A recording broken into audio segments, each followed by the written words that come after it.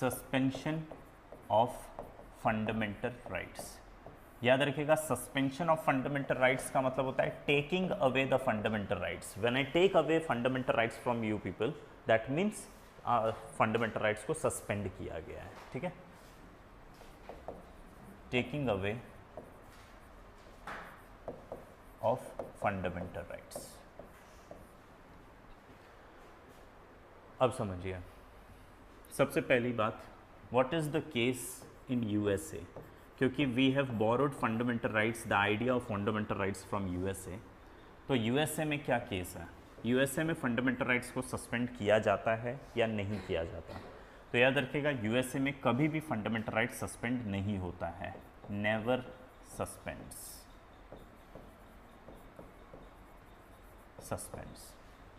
USA में fundamental rights कभी भी 365 दिन 24/7 फंडामेंटल राइट्स लोगों के पास होता ही है। आप इसको सिंपल तरीके से समझिए, सुरक्षा कवच है। और ये सुरक्षा कवच किससे बचाता है? तो सरकार से बचाने के लिए होता है। ठीक है, तो फंडामेंटल राइट्स कभी भी सस्पेंड नहीं होता है in America. What is the case in India? India में फंडामेंटल राइट्स सस्पेंड हो सकता है कि नहीं? तो होता है, राइट, कैन बी सस्पेंडेड, लेकिन कब? तो only during national emergency.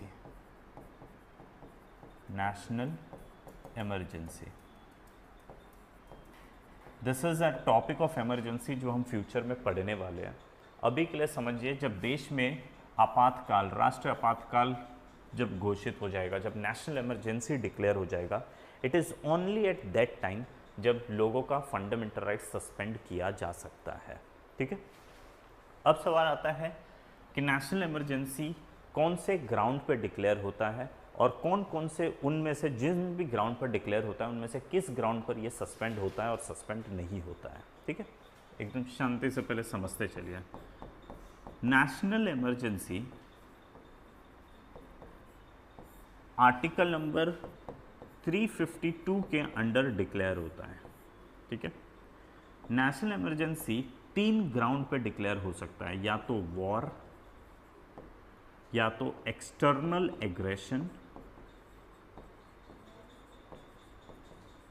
Aggression, war का मतलब तो आपको पता ही है, लड़ाई जब हो रहा है एक दो देश के बीच में। एक्सटर्नल एग्रेशन जब कोई दूसरा देश हमारी टेरिटरी में घुस जाएगा, चाइना अरुणाचल प्रदेश में घुस गया, या चाइना जम्मू कश्मीर में घुस गया, या पाकिस्तान जम्मू कश्मीर में घुस गया, उसकी आर्मी घुस गई, तो उसको कहा जाता है एक्सटर्नल एग्रेशन। ठीक है, और एक तीसरा यहाँ पर शब्द हुआ करता था, इंटरनल डिस्टर्बेंस। ये पहले हुआ करता था, इंटरनल डिस्टर्बेंस, राइट, लेकिन अब ये शब्द हट चुका है, दिस हैज़ बिन डिलीटेड, और यहाँ पर एक नया टर्म आ गया है, दैट इज आर्म्ड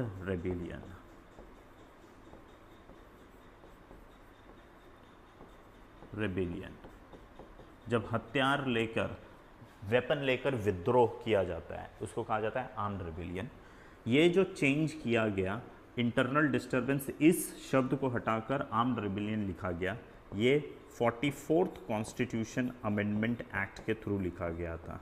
ठीक है, 1978 में। ठीक, अब एक एक करके एकदम शांति से पहले समझते चलिए। एक बार समझ में आ गया तो फटाफट इसको नोट डाउन कर लेंगे। फंडामेंटल राइट्स हमने अमेरिका से बोरो किया। इसके लिए हम देख रहे हैं कि अमेरिका का क्या सिचुएशन है। क्या अमेरिका में फंडामेंटल राइट्स सस्पेंड होता है? तो आंसर है नहीं, कभी भी सस्पेंड नहीं होता। 365 डेज लोगों के पास फंडामेंटल राइट्स रहता ही रहता है। ठीक है, क्या इंडिया में सस्पेंड होता है? तो हाँ जी, होता है। कब होता है? तो there is only one situation जब फंडामेंटल राइट्स लोगों का सस्पेंड हो सकता है, वो है जब कभी भी देश में नेशनल इमरजेंसी डिक्लेयर रहेगा। ठीक है, अब थोड़ा डिटेल देखते हैं नेशनल इमरजेंसी का, कि भाई नेशनल इमरजेंसी का क्या चक्कर है। तो याद रखिएगा, देश में नेशनल इमरजेंसी हमेशा आर्टिकल 352 के अंडर में डिक्लेयर किया जाता है, और 3 ग्राउंड पर, अगर इंडिया वॉर लड़ रहा है किसी देश के साथ तो नेशनल इमरजेंसी डिक्लेयर किया जाएगा, या कोई एक्सटर्नल एग्रेशन हो जाता है, मतलब कोई दूसरा देश इंडिया के अंदर घुस जाता है, उसकी आर्मी घुस जाएगी अगर, तो नेशनल इमरजेंसी डिक्लेयर किया जा सकता है।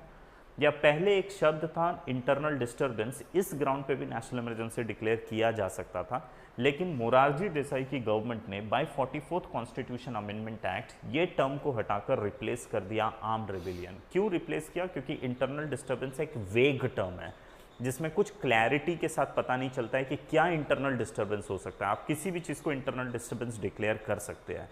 जो इंदिरा गांधी ने इसी शब्द का मिसयूज़ किया था, इसलिए मोरारजी देसाई की जब गवर्नमेंट आई तो उन्होंने इंटरनल डिस्टर्बेंस ये शब्द, क्योंकि ये वेग शब्द है, इसको हटाकर आर्म्ड रेबेलियन इस टर्म को यूज़ कर दिया। ये थोड़ा क्लियर कट बताता है कि आर्म्ड रेबेलियन का मतलब होता है जब लोग हथियार का इस्तेमाल करते हैं, वेपन का इस्तेमाल करके सरकार के विरुद्ध विद्रोह करेंगे, तो उसको आर्म्ड रेबेलियन कहा जाता है। Is it clear?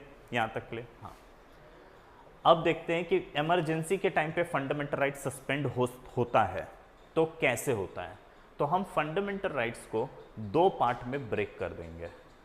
एक आर्टिकल नंबर 19, क्योंकि आर्टिकल 19 की कहानी थोड़ी अलग है, आर्टिकल 19, और दूसरा अदर फंडामेंटल राइट्स।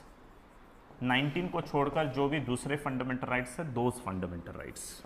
ठीक है। What about article 19? Article 19 suspend होता है कि नहीं होता है? तो याद रखिएगा, whenever there is a national emergency on the ground of war, तो आर्टिकल 19 ऑटोमेटिकली सस्पेंड हो जाता है।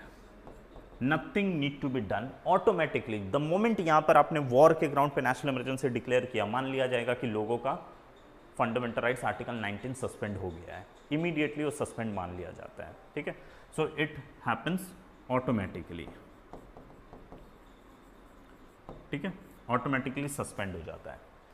What about during the time of external aggression?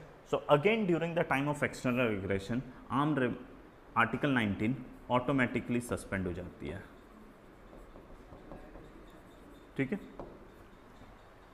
What about article 19 during the time of armed rebellion? तो even during this time ये पहले automatically suspend होता था, पहले ऑटोमेटिकली सस्पेंड होता था, लेकिन अब ये ऑटोमेटिकली सस्पेंड नहीं होता है। अगर कभी भी आर्म्ड रेबेलियन होगा एंड ड्यूरिंग दिस टाइम हमें आर्टिकल 19 सस्पेंड करना है, तो प्रेसिडेंट को एक ऑर्डर इशू करना पड़ता है, suspends on an order by president under article 359। Article 359 के तहत प्रेसिडेंट एक ऑर्डर इशू करेंगे। और एक बार ये पूरा बोलने दीजिए, फिर उसके बाद में फिर से मैं एक बार इसको एक एग्जांपल के थ्रू बताऊंगा, तो मे भी शायद और आसान हो जाएगा। ठीक है।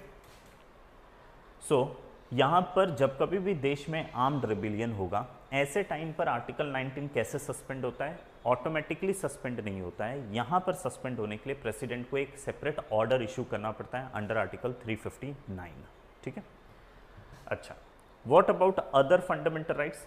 अदर फंडामेंटल राइट्स तीनों में से किसी भी सिचुएशन में सस्पेंड करने के लिए प्रेसिडेंट को एक ऑर्डर इशू करना पड़ता है। President issues an order, suspends on an order by president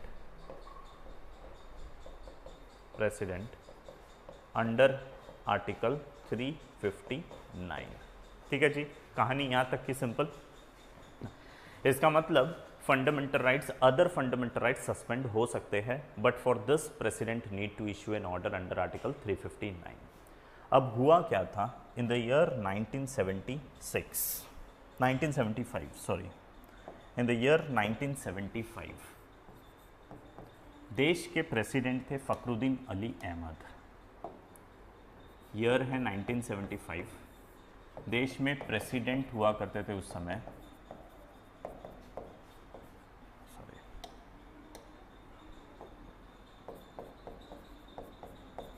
Fakhruddin Ali Ahmed. ठीक है जी, Fakhruddin Ali Ahmed was the president in the year 1975। इसी टाइम पर इंदिरा गांधी ने प्रेसिडेंट को कहा कि सर आप नेशनल इमरजेंसी डिक्लेयर कर दो on the ground of armed internal disturbance. उस समय इंटरनल डिस्टर्बेंस ये टर्म था। तो इन्होंने क्या किया? ही declared he declared national emergency on the ground of internal disturbance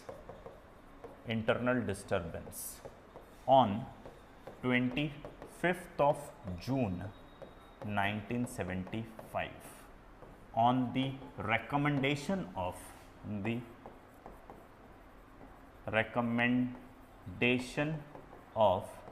PM Indira Gandhi. ठीक है, इंदिरा गांधी के कहने पे इन्होंने नेशनल इमरजेंसी डिक्लेयर कर दिया। नेशनल इमरजेंसी जब कभी भी डिक्लेयर होगा उस समय लोगों का फंडामेंटल राइट सस्पेंड होता है, राइट। फंडामेंटल राइट्स कैसे सस्पेंड हो जाएगा, तो कुछ फंडामेंटल राइट्स हैं आर्टिकल 19 इस ग्राउंड पर पहले ये ऑटोमेटिकली सस्पेंड होता था, तो ये तो ऑटोमेटिकली सस्पेंड हो गया। What about other fundamental rights, उसके लिए प्रेसिडेंट को एक ऑर्डर इशू करना पड़ता है, राइट। तो इसका रिजल्ट क्या हुआ था या इसका इम्पैक्ट क्या हुआ था, इसका इम्पैक्ट क्या था, आर्टिकल नंबर 19 ऑटोमेटिकली सस्पेंड हो चुका था। ये पहले ऑटोमेटिकली सस्पेंड होता था, ठीक है, ऑटोमेटिकली गॉट सस्पेंडेड। नाउ अब आपके पास आर्टिकल 19 नहीं है। Article 19 gives you a freedom of speech and expression, आप कुछ भी बोलिए, सरकार आपको अरेस्ट नहीं कर रही है। लेकिन द मोमेंट आपके पास ये बोलने का अधिकार खत्म, उसके बाद आप अगर मुंह भी खोलेंगे तो उठाकर जेल में डाल देगा। अच्छा बोलो बुरा बोलो उससे कोई मतलब नहीं, अगर आपने बोला तो भी उठाकर जेल में डाल दिया जाएगा, ठीक है। सो आर्टिकल 19 ऑटोमेटिकली सस्पेंड हो गया था एंड प्रेसिडेंट ने क्या किया, आर्टिकल नंबर 359 के अंडर एक ऑर्डर इशू किया एंड अदर फंडामेंटल राइट्स को भी सस्पेंड कर दिया, ठीक है। अब अदर फंडामेंटल राइट्स का मतलब आर्टिकल 20 आपका खत्म हो गया, आर्टिकल 21 खत्म हो गया, मतलब प्रोटेक्शन फ्रॉम अरेस्ट वो भी खत्म हो गया। अब आपको कभी भी उठाकर अरेस्ट कर लिया जा सकता है। राइट टू लाइफ आपका खत्म हो गया, उठाकर जेल में डाल दिया जाएगा, आपकी लाइफ को एक्सप्लॉइट किया जा सकता है, कुछ भी किया जा सकता है। द मोमेंट आपका प्रोटेक्शन खत्म हो गया, आपका वो फंडामेंटल राइट सस्पेंड हो गया, तो गवर्नमेंट आपके ऊपर कोई भी एट्रॉसिटीज कर सकती है। इसी का रिजल्ट क्या था, इंदिरा गांधी ने उस समय सभी अपने ओपोनेंट्स लोगों को, गवर्नमेंट ने क्या किया, अपने जितने भी ओपोनेंट्स थे, जिस ओपोनेंट्स में पॉलिटिशियंस भी थे प्लस जर्नलिस्ट भी थे, सबको उठाकर जेल में डालना शुरू कर दिया, सबको जेल में डाल दिया। लोग पूछ रहे कि भैया क्या गुनाह है, तो इंदिरा गांधी ने बोला गुनाह वुना कुछ नहीं है, बस सिर्फ आपको बाहर घूमने की अब आज़ादी नहीं है। पहले आपका अधिकार था कि आप घूम सकते थे, अब वो घूमने का अधिकार खत्म हो गया, इसका मतलब आपको उठाकर हम कभी भी जेल में डाल सकते हैं, राइट। यही चीज़ होता है, फंडामेंटल राइट्स अगर हट गया तो आपको फ्रीली बैठने का, फ्रीली बोलने का, ये सारा जो राइट्स है, ये अधिकार है, वो खत्म हो जाएगा। और द मोमेंट वो खत्म हो गया तो गवर्नमेंट उठाकर आपको कभी भी जेल में डाल सकती है। Your life is always in danger if there is no fundamental rights, ठीक है। नाउ अब इसी टाइम पर 1976 में एक पर्सन थे जिनका नाम था शिवकांत शुक्ला। डीएम ने ऑर्डर इशू किया और शिवकांत शुक्ला को उठाकर जेल में डाल दिया। तो शिवकांत शुक्ला पहुंचे सुप्रीम कोर्ट में और ये बहुत बड़ा पॉपुलर केस बना, ADM Jabalpur versus Shivkant Shukla case 1976, जिसको हम हैबियस कॉर्पस केस भी बोलते हैं। 1976 इसी टाइम पर जब सब लोगों को उठाकर जेल में डाला जा रहा था, शिवकांत शुक्ला नाम के एक सोशलिस्ट लीडर थे, उनको भी उठाकर जेल में डाल दिया। केस बना ADM Jabalpur versus Shivkant Shukla case. Remember this case is also known as habeas corpus case. Article number 32 में हम ये शब्द पढ़ेंगे, हैबियस कॉर्पस क्या होता है, ठीक है। हैबियस कॉर्पस केस प्रीलिम्स में आपसे पूछेगा which case is popularly known as habeas corpus case. तो Shivkant Shukla versus ADM Jabalpur versus Shivkant Shukla case था। ये केस में शिवकांत शुक्ला ने अपने अरेस्ट को चैलेंज कर दिया और जुडिशरी ने क्या किया, जुडिशरी ने इंदिरा गांधी के इस स्टेप को वैलिड माना, एडीएम जबलपुर के स्टेप को वैलिड माना और कहा कि आपके पास क्योंकि फंडामेंटल राइट्स नहीं है तो अगर सरकार आपको उठाकर जेल में डाल देगी बिना किसी कारण के भी, तो भी वो सही है, उसको वैलिड माना जाता है। तो देखिए इसीलिए Shivkant Shukla case supreme court के ऊपर का लगा हुआ एक काला धब्बा कहा जाता है, the dark spot on supreme court. Supreme court का एक काला धब्बा, जब सुप्रीम कोर्ट ने इनजस्टिस को फेवर किया था। इंदिरा गांधी बिना मतलब का लोगों को उठाकर जेल में डाल रही है और सुप्रीम कोर्ट ये कह रहा है कि ये सही है क्योंकि इस समय आपके पास फंडामेंटल राइट्स नहीं है। ठीक है, सो एडीएम जबलपुर में जुडिशरी फेवर्ड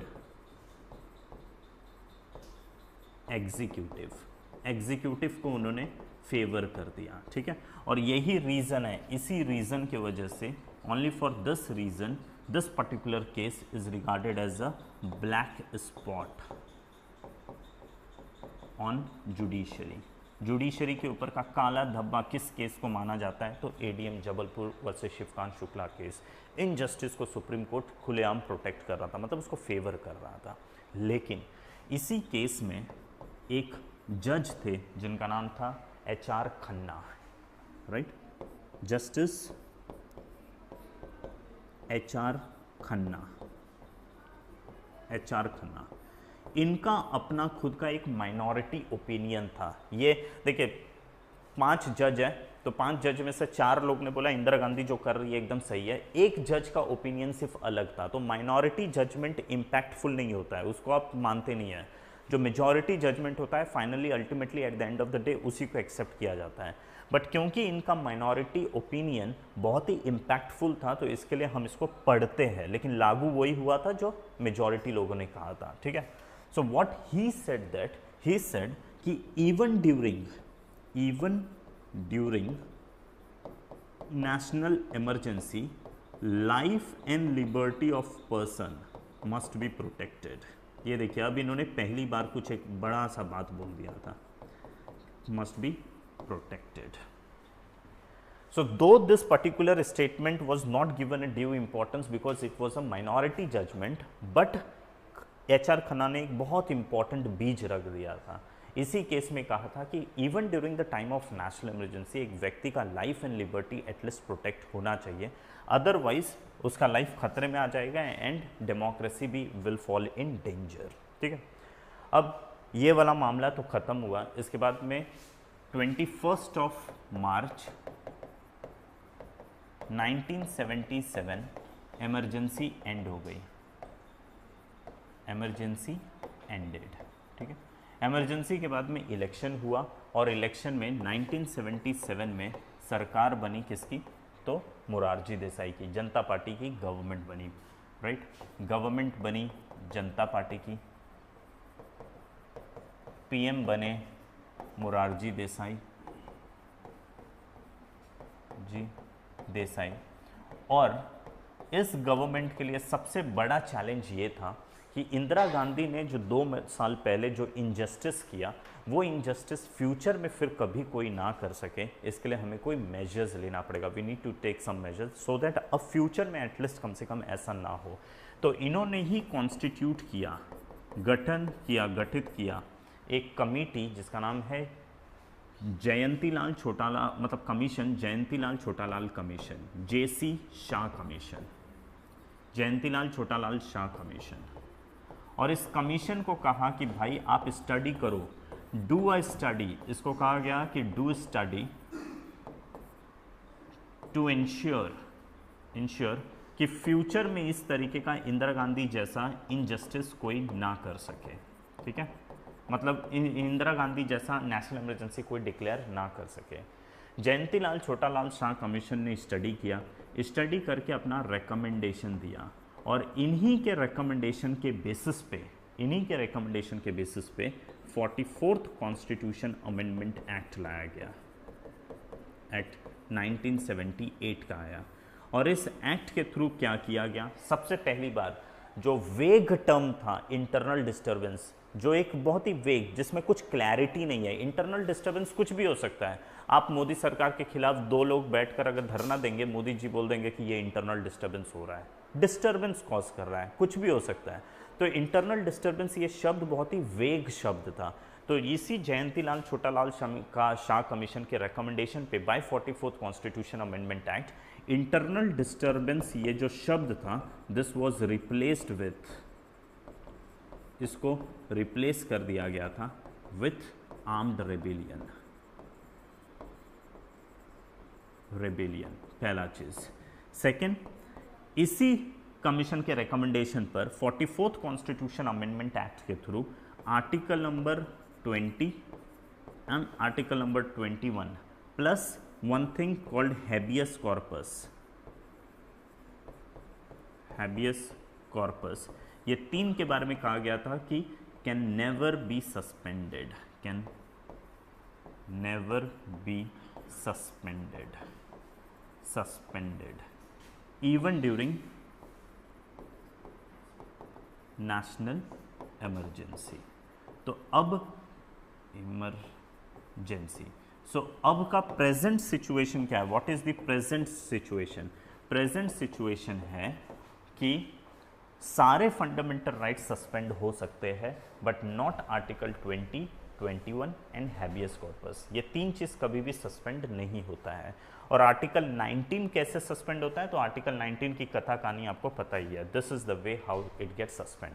पहले even this was suspended automatically, but by 44th constitution amendment act ये मेंशन किया गया था कि during the time of armed rebellion this particular thing will not get suspended automatically. Instead इसको सस्पेंड करने के लिए प्रेसिडेंट को एक ऑर्डर इशू करना पड़ेगा अंडर आर्टिकल नंबर 359। ठीक है, 1978 में ये कहा गया था। देखिए, अब पूरी कहानी को एक बार बहुत शांति से समझिए, because this is the only topic which is technical in nature. कल हमने मेजरली टेक्निकल चीज़ को ज़्यादा कवर कर लिया क्योंकि इंट्रोडक्शन जैसा चीज़ देखा था। अब यहाँ से थोड़ा सा कम होगा, बट स्टिल ये वाला टॉपिक जो है that is fundamental rights is very technical in understanding, तो आपको समझना पड़ेगा। हेडिंग है ये जो टॉपिक हम पढ़ रहे हैं, this is suspension of fundamental rights. ठीक है, first of all we need to understand what is fundamental rights and what does it mean by saying suspension of fundamental rights. Fundamental rights क्या है? मेरे पास एक प्रोटेक्शन है, that is called fundamental rights. If I have that protection means my life is safe. If वो protection हटा दिया जाएगा तो मेरा लाइफ खतरे में आ जाएगा। ठीक है, तो आप इसको इमेजिन करिए शक्तिमान का सुरक्षा कवच, जो शक्तिमान को ऐसा घेर लेता था और फिर कोई भी जयकाल वैकाल कुछ भी मारो वो उसी पर लग के रुक गया और शक्तिमान को कुछ नहीं होता था, वैसा वाला चीज़ है। तो फंडामेंटल राइट्स एक सुरक्षा कवच है जो आपको प्रोटेक्शन देता है।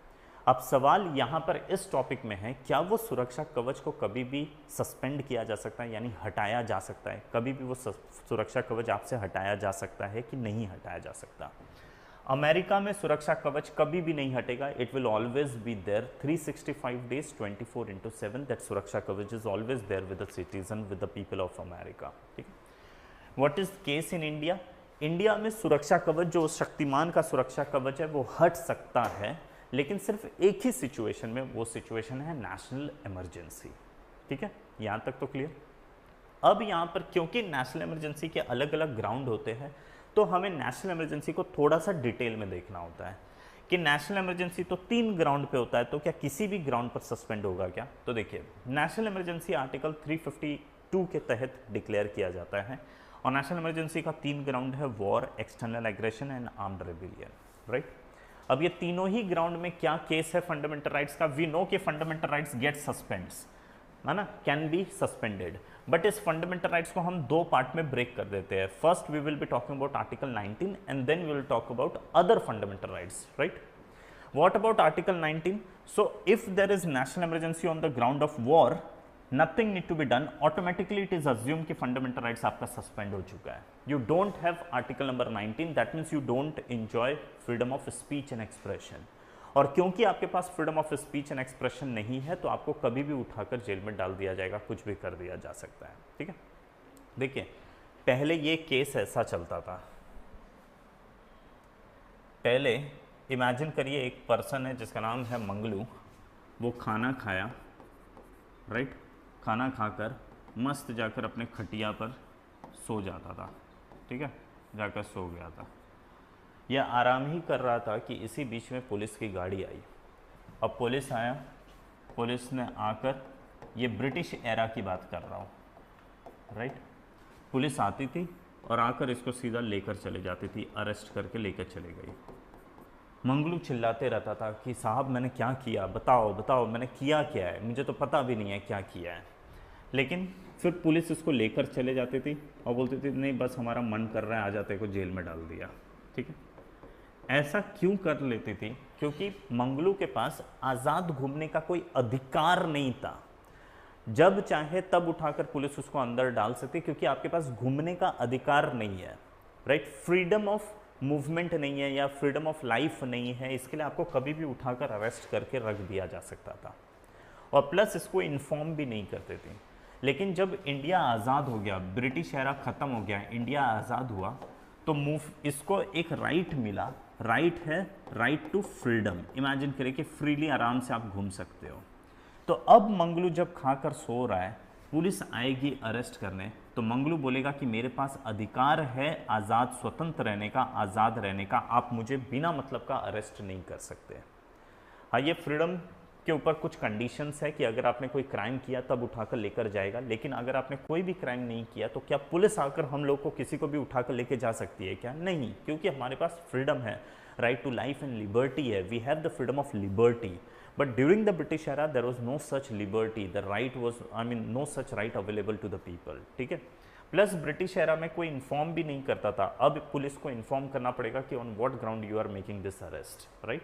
सो what I mean to say is कि अब पुलिस क्यों नहीं अरेस्ट कर पा रही है? क्योंकि आपके पास वो अधिकार है। वो अधिकार एक तरीके का सुरक्षा कवच है जो पुलिस से आपको सुरक्षा दे रही है, पुलिस अरेस्ट नहीं कर पा रही है। लेकिन अगर यही सुरक्षा कवच हटा दिया जाएगा तो पुलिस आज भी वही ब्रिटिश एरा जैसा आएगी, आपको बिना मतलब का उठा कर लेके जाएगी। मैं बोल रहा हूँ बिना मतलब का, मतलब आपने कोई क्राइम नहीं किया है, even in that situation one can arrest you. ठीक है, करेक्ट है।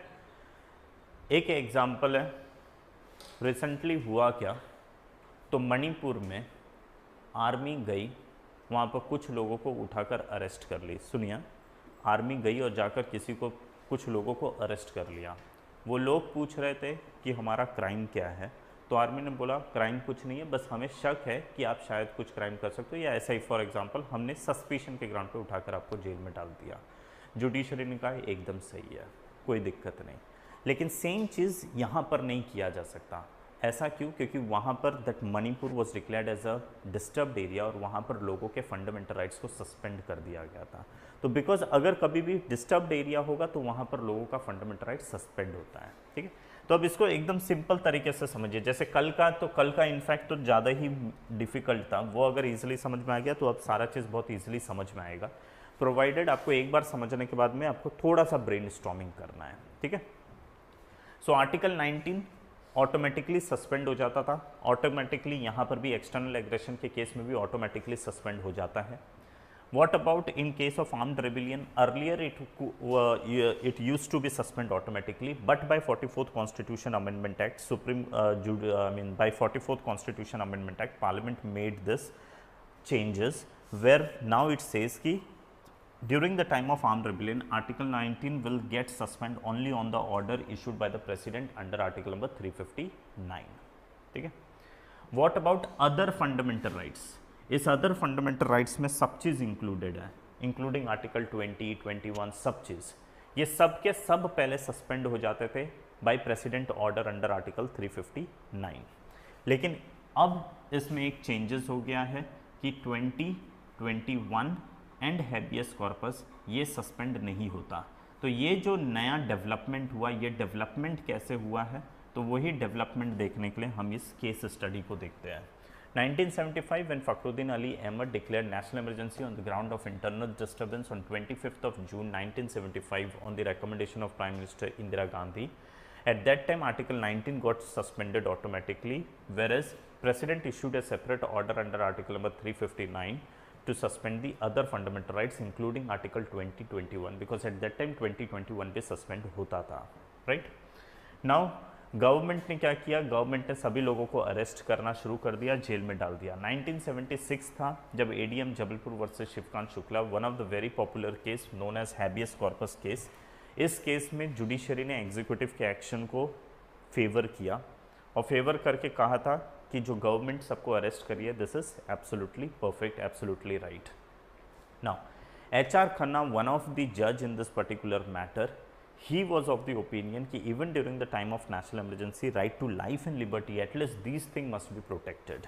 ठीक है, नाउ उस समय तो कुछ नहीं हुआ, लेकिन उसके बाद में जब जनता पार्टी की गवर्नमेंट आई और प्राइम मिनिस्टर मोरारजी देसाई थे, at that time he constituted a commission called JC Shah commission, Jayantilal Chhotalal Shah commission, and it is this commission which made the recommendation that yes, this is absolutely right what HR Khanna suggested कि even during the time of national emergency 2021 and habeas corpus must not be suspended, hence ये नया provision ला दिया गया। और आज के time का present situation ये है कि 2021 एंड हैबियस कॉर्पस ये even during the time of national emergency suspend नहीं होता है, ठीक है।